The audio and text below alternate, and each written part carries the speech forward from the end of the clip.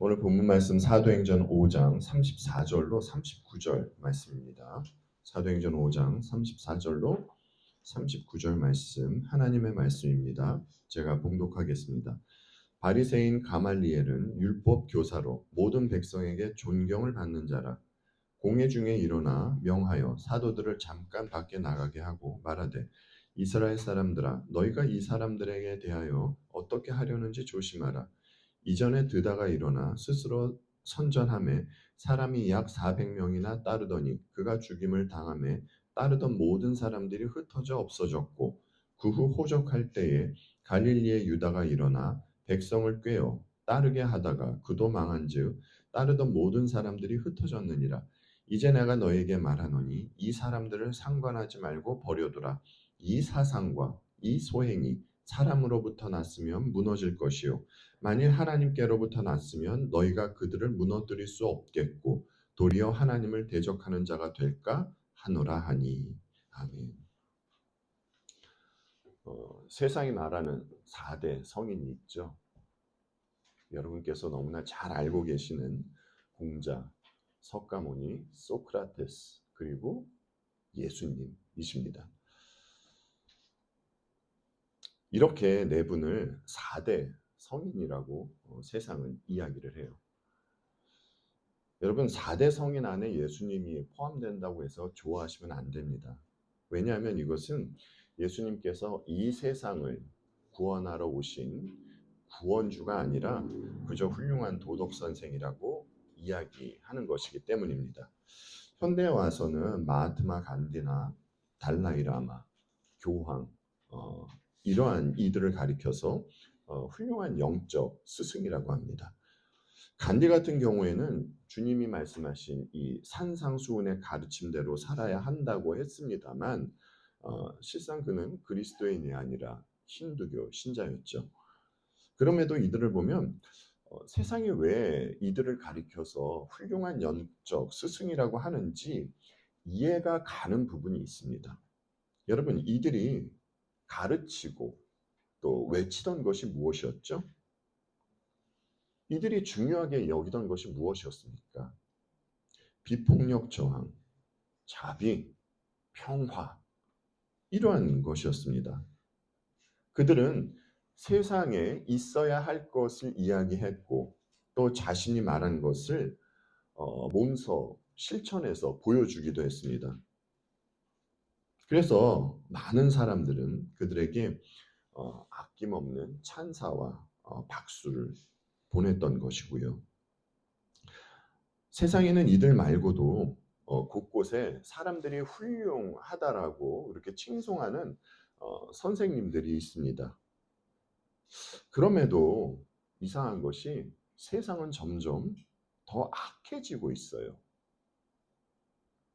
왜일까요, 여러분? 세상에는 왜 그토록 사람들이 훌륭하다고 칭송하는 선생들이 많은데 그럼에도 왜 세상은 점점 더 악해져 갈까요? 오늘 본문에도 이제 어떤 선생이 한 명 등장을 하죠. 본문 34절 말씀을요, 세 번역으로 보면 이러합니다. 그런데 율법 교사로서 온 백성에게 존경을 받는 가말리엘이라는 바리새파 사람이 의회 가운데 일어나서 사도들을 잠깐 밖으로 내보내게 한 뒤에 라고 이렇게 되어 있어요. 본문에는 가말리엘이라는 이 율법 교사가 등장합니다. 여러분, 가말리엘, 이 사람이 어떤 사람이죠? 잠시 그에 대해서 한번 살펴보겠습니다. 본문은 그를 율법 교사라고 소개를 하는데 당시 율법 교사는요, 구약 성경에 능통한 것은 물론이고 유대교 전통을 연구하고 또 사람들에게 가르치던 자였어요. 이 중에서도 당시 가말리엘은 아주 유명한 율법학자였습니다. 여러분, 바울이 누구의 제자였습니까? 바울이 예수 그리스도를 만나기 전에 누구의 제자로 있었죠? 바울이 자기를 소개할 때 이렇게 말하잖아요. 나는 유대 사람입니다. 나는 길리기아의 다소에서 태어나서 이 도시 예루살렘에서 자랐고 가말리엘 선생의 문화에서 우리 조상의 율법의 엄격한 방식을 따라 교육을 받았습니다. 그래서 나는 오늘날 여러분 모두가 그러하신 것과 같이 하나님께 열성적인 사람이었습니다. 라고 그렇게 어, 사도 바울은 자신에 대해서 소개를 합니다. 바울이 자기는 가말리엘의 제자라고 할 만큼 이것이 사도 바울에게 세상 사람들이 볼 때는 크레딧이 될 만큼 당시 가말리엘은 유명했던 율법학자였습니다. 게다가 그는 바리새파 사람이었어요. 당시 사내들인 공회는 크게 두 파로 나뉘어져 있다고 말씀을 드렸죠. 하나는 사두개파, 또 다른 하나는 바리새파, 이렇게 두 파로 나뉘어져 있었어요. 그리고 이 두 파는 이제 신학적으로 서로 양보 못하는 그러한 그 대립각을 세우고 있었었죠. 여러분께서 아시듯이 사두개파 사람들은 천사라든지 보이지 않은 이 영적 세계는 믿지 않았습니다. 물론 부활도 말이죠. 그렇다면 바리새파 사람들은 어땠습니까, 여러분? 바리새파 사람들은 영적 세계를 믿었어요. 뭐 천사와 같은 존재도 믿었고 부활 또한 이들은 철저히 믿고 있었습니다. 가말리엘은 이러한 바리새파 중에서 최고 지도자로 있던 자였어요. 그러니까 이 가말리엘 또한 보이지 않는 영적 세계를 철저히 믿고 있던 자였던 것이에요. 이러한 가말리엘은 본문이 증언하듯이 이제 많은 사람들에게 존경도 받고 있었습니다. 여러분은요, 농구하면 누가 떠오르세요? 모르긴 몰라도 아마 많은 분들이 마이클 조던을 떠올리실 겁니다. 그런데 얼마 전에 어떤 영상을 우연히 보게 되었는데 마이클 조던하고 르브론 제임스 둘 중에 누가 더 고트냐고 물어보는 그러한 그 영상이 있더라고요. 어떤 특정 종목에서 역사상 가장 뛰어난 업적을 남긴 단 한 명의 전설을 말할 때 Greatest of all time 앞자를 따서 고트라고 합니다. 우리는 유대교에서 선생들을 랍비라고 부르는 것에 대해서 알고 있어요. 그런데 여러분, 이 랍비들은요, 랍비라고 해서 다 같은 랍비가 아니더라고요. 랍비에는 등급이 있습니다. 우리가 알고 있는 일반적인 선생들은 랍비라고 불렸지만 가말리엘은 유대 역사상 최초로 라반이라는 칭호를 받았어요. 라반은 우리의 위대한 스승, our master라는 뜻입니다. 이 라반이라는 칭호는 한 시대를 이끄는 단 한 명의 최고 지도자에게만 바치는 극상의 존칭인 것이에요. 그러니 여러분, 가말리엘이 사람들에게 얼마나 많은 존경을 받았겠습니까? 말이 필요 없을 정도로 그는 많은 사람들로부터 존경을 받고 있었어요. 그리고 이 가말리엘은 스승답게 오늘날로 보자면 굉장히 냉철한 사람이었습니다. 오늘 본문 바로 전에는 이런 말씀이 있었죠. 그들은 이 말을 듣고 격분하여 사도들을 죽이려고 하였다. 지난주 본문이었죠. 여러분, 그들은이 누구입니까? 공회원들이잖아요.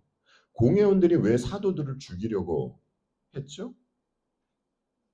공회원들은 사도들로부터 어떤 이야기를 들었길래 이렇게 격분하는 것입니까? 예, 그들이 들은 말은 주님이 부활하셨다는 말이었어요. 지난번에 말씀드렸듯이 주님이 부활하셨다는 것은 자신들이 한 일, 그리고 자신들이 믿고 있는 바가 잘못된 것이라고 증명되는 것입니다. 인간은 자신이 부정당하고 자기 죄가 드러나면 못 견뎌 한다고 말씀을 드렸습니다. 그래서 인간은 죄를 지적하지 않고 네가 하나님을 믿어? 그렇다면 하나님을 위해서 열심히 일해야 해. 이런 말은 받아들이는데 죄를 말하면서 회개를 해야 한다느니 돌이켜야 한다느니 이러한 말은 받아들이지 않는 겁니다. 여하튼 공회원들은 사도들이 전한 주님의 부활 소식을 듣고 격분합니다. 그들은 이성의 끈을 놓았어요. 그런데 가말리엘이 흥분한 그들을 어떻게 합니까? 바로 잡죠. 이렇게 그는 냉철한 사람이에요. 다른 이들과 같이 자신의 감정에 따라 움직이는 사람이 아닙니다. 여러분, 그가 하는 말을요, 자세히 한번 들어보십시오. 얼마나 현실적이고 지혜로운지 모릅니다. 사람들은요, 과거의 일은 과거의 일로 끝내버리는 경우가 많습니다. 그리고 또 과거에 했던 잘못을 되풀이하는 경우가 있죠. 그런데 유대인의 선생 가말리엘은 그렇지가 않아요. 그는 과거의 일에서 교훈을 얻습니다. 그는 드다로 인해 발생한 일, 갈릴리 사람 유다로 인해 발생한 일, 이 일들에서 교훈을 삼고 있습니다. 여러분, 이 사람이 얼마나 지혜로워 보입니까? 게다가 그는 사도들의 활동을 지켜보자라고 이야기를 해요. 여러분, 그가 왜 이렇게 말했을까요? 그들의 활동이 사람에게서 난 것인지 하나님에게서 난 것인지 지켜보자는 것이에요. 이 가말리엘은 정말 냉철하고 이성적이고 지혜로운 사람입니다.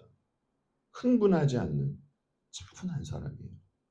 여러분, 그의 말 한마디에 당시에 난다 긴다 했던 이 공회원들이 그의 말을 따르는 것을 보십시오. 세상적으로 봤을 때 그는 정말 선생으로 불릴 만한 자격을 갖추고 있는 대단한 사람임에 틀림이 없어요. 그리고 여러분, 그를 가만히 보십시오. 그는 공회원들의 편에 서 있습니까? 아니면 사도들의 편에 서 있습니까? 가말리엘은요, 공회원들의 편에 서 있지 않아요. 그렇다고요, 사도들의 편에도 있지 않습니다. 그는 철저하게 중립을 지키고 있습니다. 예, 정말 그는 많은 사람들로부터 존경받는 학자답습니다. 선생다워요. 정말 라반이라는 칭호를 들을 만합니다. 그런데 여러분, 사실 그는 지혜로워 보이는 종교인 그 이상도 이하도 아닙니다. 정말 가말리엘이 사회적으로 자신이 있던 위치에 가려고 공부도 많이 하고 율법도 열심히 지키고 종교적인 노력도 많이 했을 것이에요. 하지만 정작 그가 알아야 할 것은 모르고 있었습니다. 여러분, 가말리엘에 비해서, 이런 말씀 드려서 죄송합니다. 가말리엘에 비해서 많이 배우지 못한 우리가 아는 것이 있는데 그토록 많이 공부한 그가 모르는 것이 있었어요. 여러분, 그것이 무엇입니까? 예, 복음에는 중립이 없다는 것이에요. 그가 누구의 편도 들지 않고 중립의 입장을 유지한 것, 세상의 관점으로 봤을 땐 굉장히 현명해 보일 수 있습니다. 하지만 하나님의 입장에서 보자면 그는 그저 불신자인 겁니다. 그가 아무리 영적인 세계를 믿는다 해도 그는 불신자인 것이에요. 사람들 중에는 복음이 전해졌을 때 그 복음을 터프하게 거절하는 이들이 있는가 하면 아주 나이스하게 거절하는 이들이 있죠. 여러분, 복음 전해봐서 아시잖아요. 복음을 욕하면서 거절하는 이들이나 정중하게 복음을 거절하는 이들이나 복음을 거부하는 것은 마찬가지입니다. 서두에 4대 성인을 언급했죠.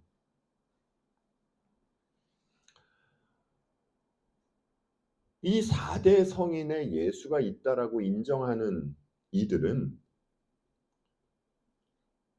복음을 거부하는 자들이에요. 나는 예수가 하나님이라고는 믿지 않아. 하지만 그는 우리에게 본이 되는 훌륭한 도덕 선생이야. 여러분, 이것이 전형적으로 복음을 나이스하게 거부하는 자들의 모습입니다. 가말리엘은 공회원들과 같이 흥분하며 복음을 거부하지 않았지만 그는 이성적으로 아주 나이스하게 복음을 거부한 사람이에요. 여러분, 죄인들이 얼마나 간교합니까? 로이존스 목사님께서 인간은 기독교를 지켜 세우거나 심지어 기독교의 어느 한 부분을 칭송하면서도 복음을 거부할 수 있다라고 그렇게 말씀하시더라고요. 그렇지. 기독교는 사랑이지. 정말 예수와 제자들이 보인 사랑을 보면 대단해. 우리도 그들처럼 사랑하며 살아야 해. 그러나 나는 원죄니 예수의 십자가 대속의 죽음이니 이런 것은 안 믿어. 말도 안 되는 소리야. 여러분, 이러한 것이 복음을 거부하는 것입니다. 여러분, 무슨 이야기인지 알겠죠? 세상적으로 훌륭한 사람이 기독교의 어느 한 부분을 좋게 말하고요. 그 부분을 칭송한다 하더라도 그가 기독교의 내용을 전부 믿지 않으면 그것은 안 믿는 것입니다. 그것은 기독교의 어느 한 부분을 강조해서 믿는 것이 아니라 불신인 것이에요. 다시 말씀드리지만 복음의 중립이란 있을 수 없습니다.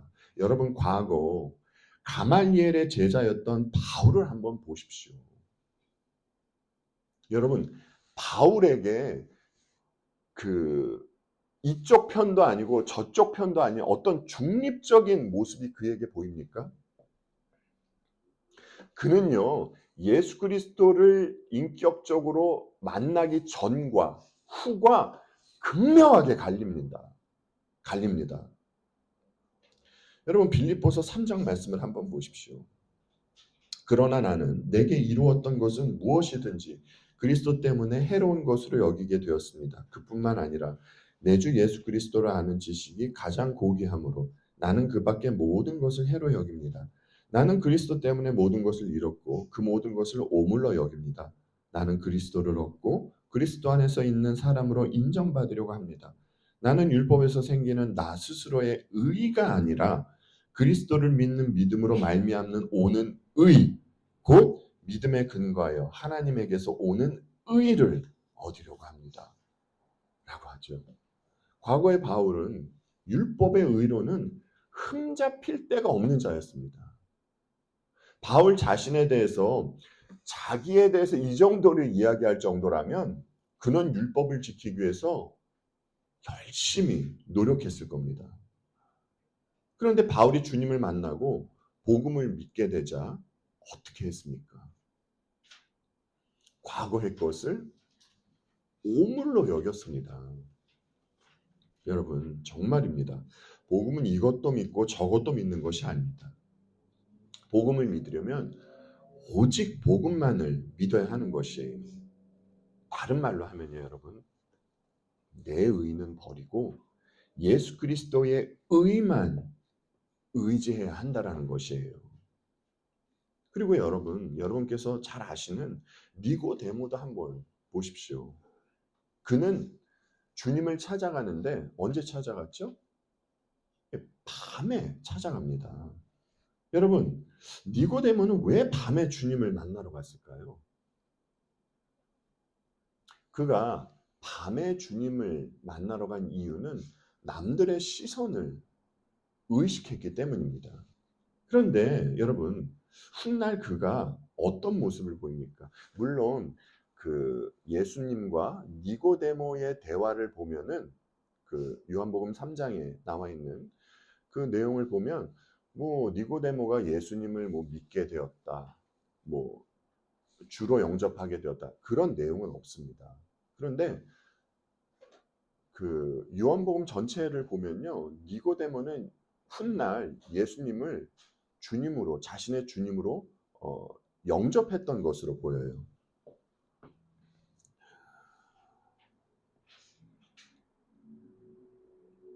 요한복음 7장을 보면요, 그는 공회 앞에서, 사람들 앞에서 주님을 변호하는 모습을 보입니다.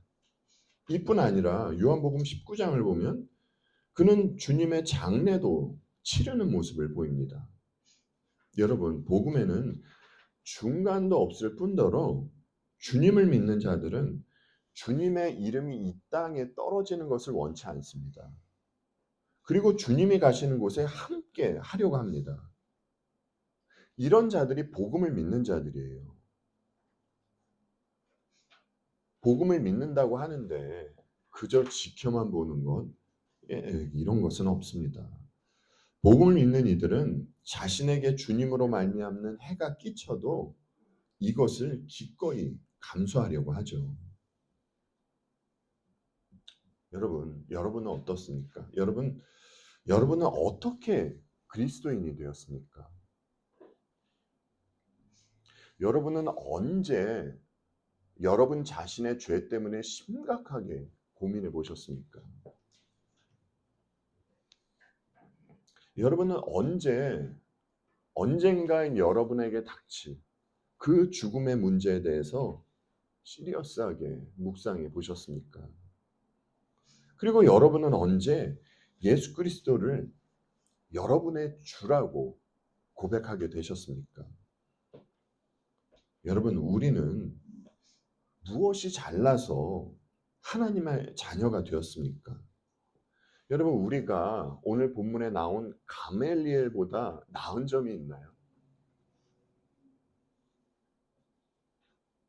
그는 구약에 능통했어도, 물론 그는 구약을 잘못 해석을 했고요, 잘못된 방식으로 능통했습니다. 구약에 능통했어도 그리스도인이 될 수 없었어요. 여러분, 그가 매일 율법을 묵상하고 그리고 이 율법을 연구해도 그리스도인이 될 수 없었습니다. 그는 냉철하고 이성적이고 지혜로운 사람임에도 불구하고 그리스도인이 될 수 없었어요. 그는 차분하고 흥분하지 않는 사람이었지만 그리스도인이 될 수 없었습니다. 그는 그 누가 보더라도 정말 이 사람이야말로 학자답다 라고 그렇게 학자답고 선생다웠지만 그리스도인이 될 수 없었어요. 그런데 우리가 뭐라고 예수 그리스도를 믿고 주님과 함께하며 사는 자들이 되었습니까? 여러분, 우리가 어떻게 이렇게 되었습니까? 이런 존재가 되었습니까? 가멜리엘과 우리의 차이점이 무엇인가요, 여러분? 여러분, 인간적인 관점으로 보자면요, 그와 우리는 차이가 없습니다. 아니, 오히려 그가 우리보다 훨씬 나은 사람이에요. 그럼에도 우리가 그리스도인이 될 수 있는 것은 주님이 우리를 택해 주시고 우리를 만나 주셨기 때문이에요. 그리고 주님이 우리에게 사도들에게 약속하셨던 그 성령을, 사도들에게 보내주셨던 그 성령을 우리에게도 보내주셨기 때문입니다. 그래서 우리가 예수 그리스도를 주님이라고 부르는 하늘 아버지를 우리의 아버지라고 부르는 그리스도인이 될 수 있는 것이에요. 여러분, 잊지 마십시오. 가말리엘이나 공회원들은 이방신을 섬기던 자들이 아니에요. 그들은 이방신을 섬겨서 사도들을 핍박했던 것이 아닙니다. 그들은 신앙 공동체 안에 있던 자들이었습니다. 그들도 하나님의 이름을 불렀고요. 그들도 하나님을 예배하던 자들이에요. 하지만 그들의 예배는 참된 예배가 아닌 잘못된 예배였었죠. 이와 같이 21세기를 살아가는 신앙 공동체 안에도 오늘을 살아가는 가멜리엘이 있을 수 있다는 겁니다. 앞서 말씀드렸듯이 가멜리엘은 율법에 정통했고요. 대중의 존경을 받았던 자예요. 그리고 그는 매우 합리적이었습니다.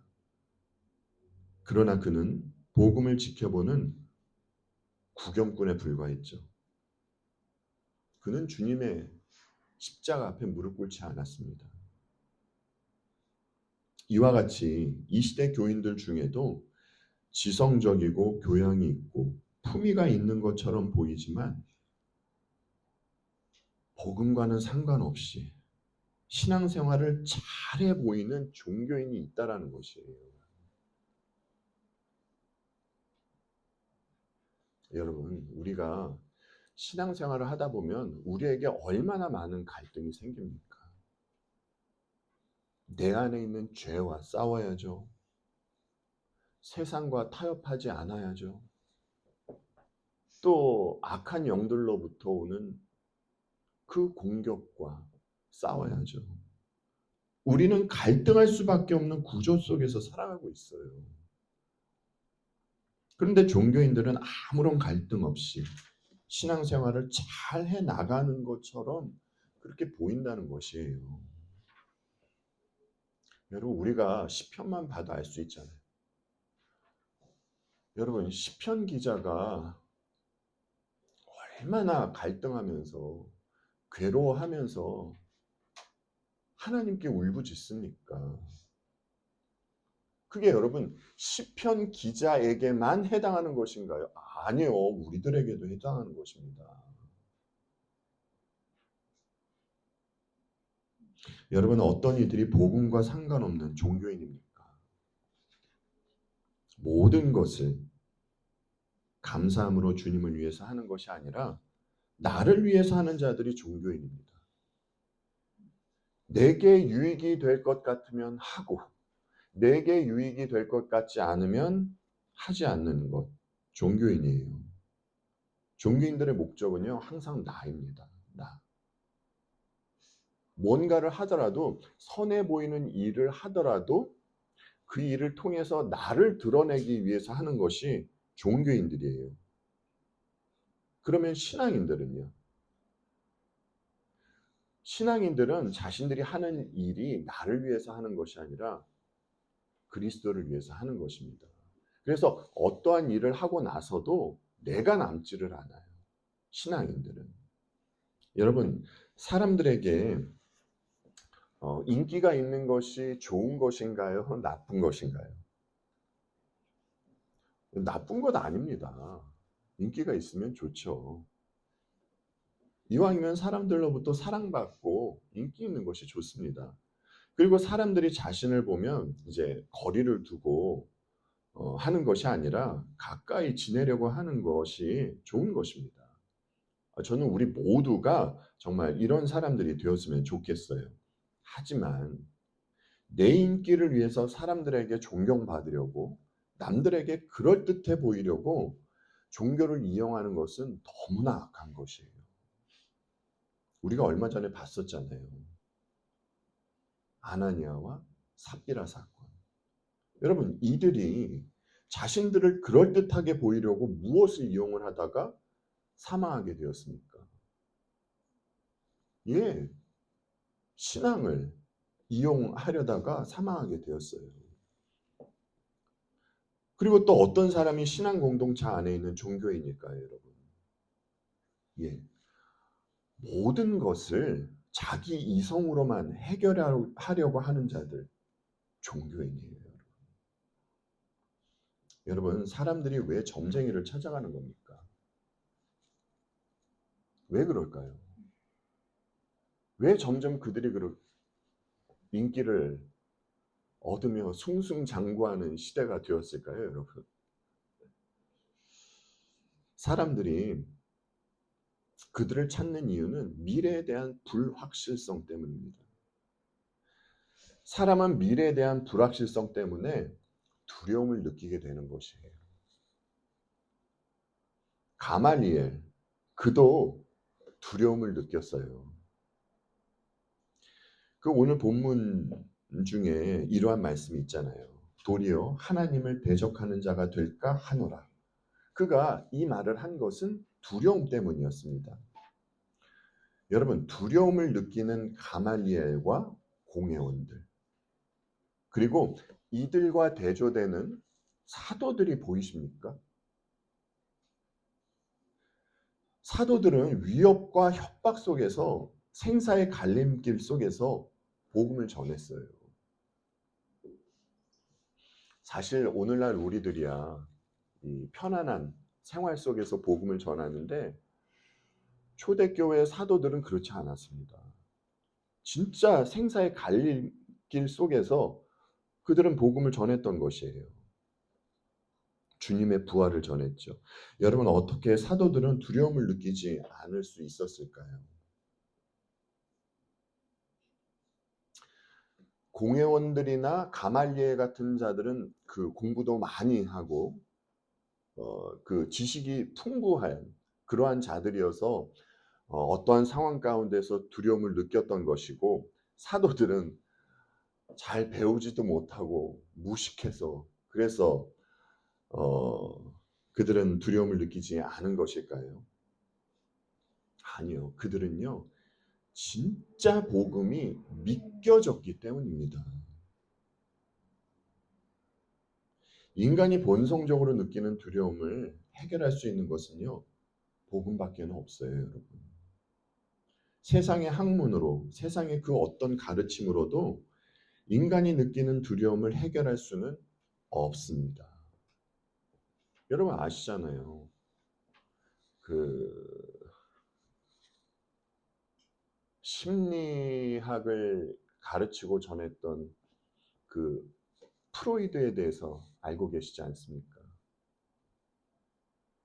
그는요, 여러분, 죽음을 맞이할 때 엄청난 두려움 속에서 죽었습니다.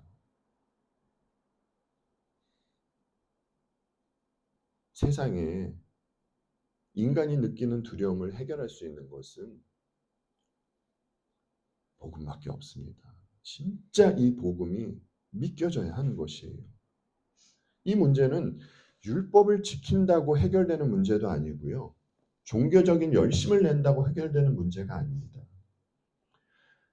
사람들이 자신을 칭송한다라고 해서 해결되는 문제도 아니고, 이성적이고 지혜롭다고 해결되는 문제도 아니에요. 오직 복음만이 해결할 수 있는 문제입니다. 여러분, 세상에는 참 많은 선생들이 있어요. 그렇다면 우리에게는 선생이 없을까요? 우리에게도 선생이 있습니다. 여러분, 우리의 선생은 누구입니까? 여러분, 우리는 누구의 제자로 주어진 이 땅의 삶을 살아가고 있는 것입니까? 요한복음에서 사도 요한이 이런 이야기를 했죠. 주님의 말씀입니다. 예수께서 제자들의 발을 씻겨주신 뒤에 옷을 입으시고 식탁에 다시 앉으셔서 그들에게 말씀하셨다. 내가 너에게 한 일을 알겠느냐? 너희가 나를 선생님 또는 주님이라고 부르는데 그것은 옳은 말이다. 내가 사실로 그러하다. 주이며 선생인 내가 너희의 발을 씻겨 주었으니 너희도 서로 남의 발을 씻겨 주어야 한다. 라고 이렇게 주께서 말씀하셨어요. 우리의 선생님은 우리 주님이십니다. 주님은 우리들에게 주님의 죽으심과 부활을 믿어야 한다라고 알려주셨어요. 그리고 주님이 말씀하신 이 복음을 믿을 수 있는 믿음마저 우리에게 선물해 주셨습니다. 세상에는 수없이 많은 선생들이 있고 그들의 입술을 통해서 수없이 많은 가르침이 전해지고 있습니다. 뭐 여러분들께서 더 잘 아시죠. 아니 유튜브만 켜도 얼마나 많은 가르침들이 막 쏟아져 나오고 있으니까.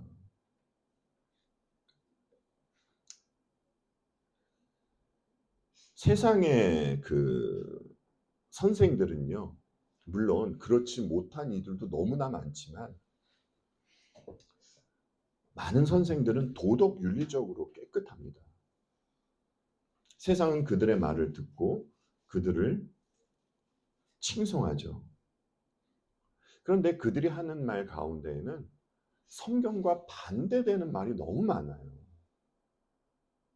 성경을 대적하는 그러한 가르침이 너무나 많습니다.